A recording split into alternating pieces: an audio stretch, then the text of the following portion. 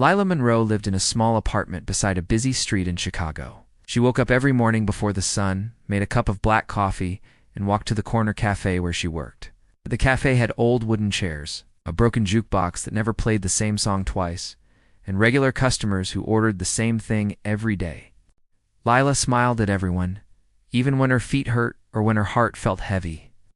Behind the counter, she kept a small notebook where she drew buildings, streets, and houses. Architecture had always been her quiet dream, but dreams were expensive, and she could hardly pay her rent. She shared her small space and simple life with Ethan Cole. Ethan had a bright smile and restless eyes. He once studied computer science, but dropped out to start a small tech company with his friend. It seemed like a good idea in the beginning, but money disappeared faster than it arrived. They promised each other that better times were coming. Ethan said that success was one lucky breakaway. Lila believed him, holding on to faith when numbers on the bills grew larger each month. Their evenings were small pieces of peace. They cooked cheap pasta, sat near the one window that faced the street lamp, and told each other silly stories. When the wind was kind, Lila opened her notebook and showed Ethan her sketches. He would laugh and say that one day they would build a house with tall glass windows and a rooftop garden. She wanted to believe it. They had no fancy things, but their love made the air warm. Lila thought love was all they needed to survive the hard times. Weeks turned into months. Ethan's company was losing clients faster than they could find new ones. He stopped talking about his work. He would stare at the computer screen late at night and sigh. Lila watched him and tried to help by taking extra shifts at the cafe. Her hands grew tired, her eyes red, but she never complained. She placed her tip money in a small jar by the window. She told him it was their better day jar. He nodded, but sometimes looked away. Bills piled up on the kitchen table. They argued about small things first. It was never about the dishes or the laundry.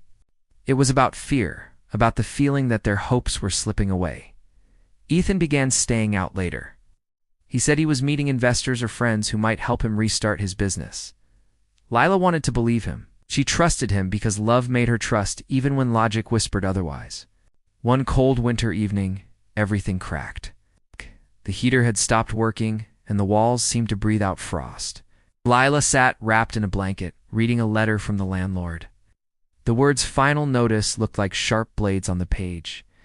Ethan came home late, his eyes empty. She wanted to tell him about the letter, but he spoke first. His words were short. He said he could not do this anymore. Said love was not enough, and failure followed him like a shadow. Lila tried to hold his hand, but he moved away. He did not shout. He did not cry. He simply packed his bag in silence. As she begged him to wait, to believe that things would get better, but he shook his head. When the door closed, it sounded like a period ending a long sentence. That night felt endless. The winter wind whistled through the window cracks. What? Lila sat on the cold floor with the eviction notice beside her. Her chest ached as if the city had turned its back on her. Every corner of the room held a memory. The coffee mugs they once used, the notebook with her drawings, the jar that was still half filled with coins. She thought of all the promises they had made. She whispered them aloud to remind herself they were not just dreams, but the silence answered her every time. The next morning, she went to the cafe as usual. The world outside did not know her heart was broken. Customers laughed, coffee steamed, and life moved forward. She worked harder than before. At night, when the city lights flickered, she sat alone near the window and sketched again. In her drawings, there were houses full of light and people who never left. She drew because it helped her breathe. Somewhere far away, legal papers sat quietly in a polished office drawer, waiting to be opened. Inside those papers was a future she could not imagine, a future with power, property, and wealth tied to her name. But for now, she was only Lila Monroe, a cafe worker who believed that maybe someday life would stop taking and start giving. She did not know that her story was only beginning and that the world was preparing to hand her something she never thought could belong to her. Ethan woke up many mornings after leaving Lila and felt the weight of his choice. He rented a small room near the outskirts of the city. The walls were thin, and the light bulb above his bed buzzed faintly. He told himself he had done the right thing, that leaving was for the best. but there was an empty space inside him that never quieted. He tried to rebuild the business, reaching out to old contacts and friends, but most did not return his calls. Those who did looked at him with pity, not partnership. In the quiet hours of the night, he thought of her face, the way she smiled when she spoke about her dreams. He missed that warmth, but told himself she deserved someone better. He imagined her moving on, building something strong without him. He did not know that she was struggling to find her next step, just like him. Back in Chicago, Lila stared at the apartment that now felt like a ghost of their life together.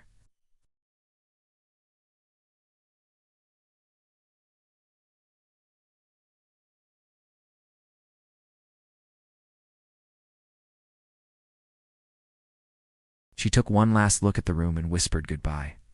The bus station smelled of coffee and engine smoke. She bought a cheap ticket to a small coastal town she had seen on a map once. She thought maybe being near the sea would help her feel calm. The ride took hours, and through the window, she watched the gray city fade behind her. She felt as if she was shedding the color of her old life. Each mile was a small act of healing. When she arrived, the air smelled of salt and pine. The ocean stretched wide, calm, and endless. She found a small motel on the hill and asked for a job.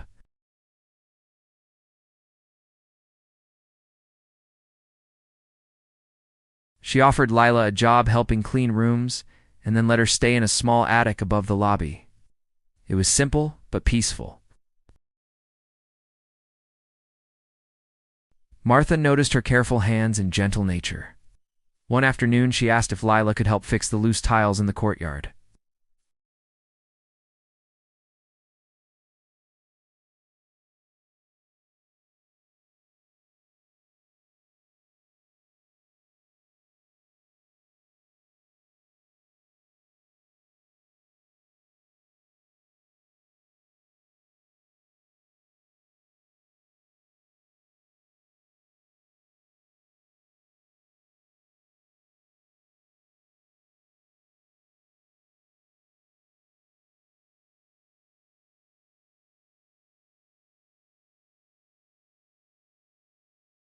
Martha saw her potential and trusted her with bigger tasks.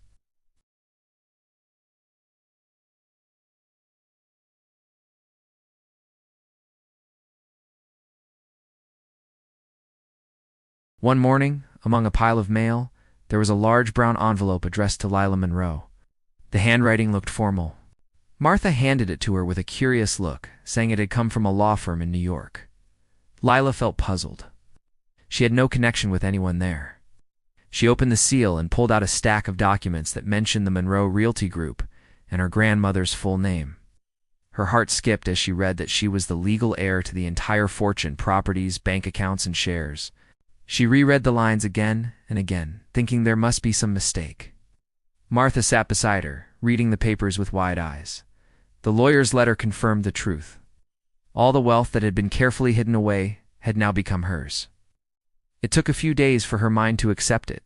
Reporters began to find her name. Strangers started calling her the hidden heiress. Her quiet life changed before she could prepare. Yet underneath all the sudden noise, Lila stayed calm.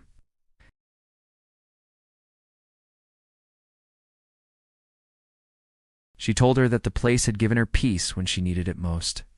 Martha hugged her tight and said she was proud to see who she had become. As Lila packed her things to travel to the city again, she looked once more at the sea. She had arrived broken, small and uncertain, yet she was leaving with a strange new strength. She thought about how life had changed in just a few months. Somewhere Ethan still lived with his regrets, and somewhere else, an entire empire waited for her to step into its doors. She whispered a simple promise to herself that no matter how rich she became, she would never lose the heart that learned how to survive when there was nothing left. Lila arrived in New York City with a single suitcase and a mind full of questions. The city felt louder and faster than she remembered. Cars honked below shining towers that seemed to scrape the sky. The law firm that had sent her the letter stood inside a tall glass building near Central Park. When she stepped inside, a young assistant in a black suit greeted her and led her into a large office. The room smelled of leather and quiet power. Mr. Harlan, the lawyer who had written to her, greeted her with a polite smile. He told her to sit and then began explaining the details. Lila listened carefully, scared she might miss something important. He said her late grandmother, Eleanor Monroe, had once owned one of the largest real estate companies in the country. After her passing, the assets had been managed by trustees until a missing heir could be found. The search had taken years because her grandmother had left no direct communication with her descendants. Lila's name surfaced only after a careful check of birth records. Lila found it hard to believe. She told Mr. Harlan that she had never met her grandmother, that her parents had spoken little about the family. He nodded and said that her grandmother had chosen to keep her distance, perhaps out of regret over old family disputes. He pushed a folder toward her across the polished desk. Inside were property lists, bank records, and keys to several estates. Lila stared at them, her heart beating fast. In the following days, she visited many of the properties with Mr. Harlan's assistant, Nora. Nora was kind and spoke in a gentle voice as she guided Lila through buildings that once belonged to her family. There were grand hotels with marble floors, tall office towers, beach houses, and an old mansion outside the city with vines climbing over its stone walls. Every place carried a quiet echo of a life that had gone on without her. She felt grateful but also lost. Wealth came to her like a stranger in a crowded room. When the media discovered her story, it spread across newspapers and television channels. Cameras followed her when she visited offices. Reporters asked how she had lived without knowing her inheritance. Lila answered politely that she had been busy working like any other person. Some called it a fairy tale, but she knew it was less magic and more miracle of timing. She began spending days learning about the company she now owned. The board members had expected someone older and sharper, not a quiet young woman in plain clothes. At the first meeting, several of them spoke in circles around her, hoping to lead decisions in their favor. Lila listened and remembered how she used to read people at the cafe. She could tell who came in sad, who came in hiding, who came in need of kindness. She saw the same things in the boardroom. By the end of the meeting, she thanked them calmly and told them that she wished to study every project before approving anything new. Her tone was soft but firm, and they understood she was not as naive as she seemed. As weeks passed, she started to change small things within the company. She asked for new housing projects to include community spaces for low-income families. When older executives warned her about losing profits, she replied that purpose could also bring strength to the brand. Gradually, workers and partners began to admire her determination. Her story inspired many, not because of her wealth, but because of her humility. At night, in her new apartment overlooking the park, she often sat with her notebook open. The same notebook that had followed her through struggle now rested on a marble counter. She continued sketching buildings, though now they were designs she could one day bring to life through her company. Each drawing carried a small message to herself. She had once built dreams out of nothing. Now she could use her fortune to build realities for others. Still, in the quiet of those nights, a part of her thought about Ethan. It was not anger anymore, but a gentle ache. She wondered if he was well, if he ever thought about the day he walked away. She imagined him somewhere in the city, unaware that she was near. She could almost see him sitting in front of a flickering screen, still chasing forgiveness. Yet Lila did not seek him out. She feared that seeing him might pull her back to the pain she had finally learned to live with. Instead, she focused on her work, the one constant that made her proud of who she was becoming. Her energy grew each day. She began making speeches about modern architecture and sustainable design, and journalists described her as the woman who turned sorrow into vision. One evening, as she left a dinner event, a light drizzle fell across the pavement. Lila lifted her face toward the rain and smiled. The girl who had cried inside a cold apartment was gone. What remained was a woman who had learned that strength and kindness could live together. She walked home that night with calm footsteps, unaware that life was quietly preparing a new turn that would ask her to face the past once again. Ethan Cole sat in a small cafe across from a city construction site, his laptop open but untouched. He had come a long way from the man who once dreamed of starting a tech company. After years of mistakes, he had taken a steady job as a project consultant for new urban development ventures. It was not glamorous, yet it was honest work, and he was proud that this time he was standing on his own feet. Still, he often felt something missing, like a quiet voice from the past that he pretended not to hear. One morning, a coworker tossed a business magazine onto his desk. On the cover was a photograph that made his hands freeze. Lila Monroe stood smiling beside a tall glass tower, her eyes bright and confident. The headline called her the hidden heir of the Monroe legacy. His chest tightened as he read about her success, her kindness, and her new projects for community housing. He remembered how she used to draw buildings when she thought no one was looking. He closed the magazine slowly and sat in silence for a long time. For days he thought about her. The guilt that he had buried years ago rose up again. He had left her when she needed him most. Now she was what he had always wanted to be, someone who had found purpose and strength. One evening, he searched the internet for her recent work and found that her company was beginning a new development project in the same district where he worked. His heartbeat quickened. He would see her again, though he did not know whether he deserved that chance. The first time he saw her after all those years was unplanned. She was walking through the news site wearing a simple coat and talking to the workers. Ethan stood still, unsure if he should hide or step forward. Finally, she turned and their eyes met. The air around them went quiet. For a moment, neither spoke. Leela was the first to look away. She nodded politely as if he were any other colleague and continued speaking to the team. Ethan watched her move with calm authority. He felt proud and ashamed all at once. After the meeting ended, he walked toward her. His voice shook slightly when he said her name. She turned again, expression unreadable. He asked how she had been. She answered that she was well and thanked him for asking. Her tone was neither cold nor friendly, simply careful. Ethan told her he was working as a consultant for the construction firm involved in her project. She nodded, saying she was aware of that. Then, with simple words, she told him they could keep the partnership professional. Over the next few weeks, they had to meet often to review plans and reports. Their conversations stayed formal at first. They spoke about budgets, materials, and designs. But sometimes during quiet moments, small pieces of the past would rise like light beneath water. Once, when a strong breeze blew through the open floor of an unfinished building, Lila brushed her hair away.